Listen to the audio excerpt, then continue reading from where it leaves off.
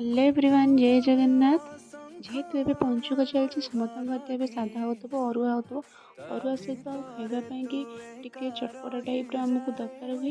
तो से आज मुझे टमाटो भजा रेसिपी नहीं कि ये टमाटो को गोल गोल भाव में काटिनेली हल्दी गुंड पकईदी लुण स्वाद अनुसार पकईदी गोटे पैन रे तेल पकईनेली से जीरा पकईदेली जीरा फुटिला मुझे टमाटो देदेवी देखूँ एमती देदेवे टमाटो एमती तो सब रखिक गोटे मिनट मुझे घोड़ेबी बेसी समय घोड़ेबेनी बेसी सीझीगले भल लगे ये देखो पानी बाहर जाइए मुझे सब ये भजा लंका गुंड पकई दूची टी भल बास्ना भी हम आपको एमती ओल्टे देवे गोटे गोटे करना ये सब ओल्टे मोर टमाटो भजा रेडी होगा। ये बहुत ईजी 5 मिनट भितर आम रेडी हो टमाटो भजा। आपण मैंने तो टमाटो खट्टा कर खाई एमती भजा कर खाते आपको बहुत भल लगे। मुझे बाढ़ी नहीं गली खाइबापी भिडियो भल लगे लाइक शेयर सब्सक्राइब करेंगे।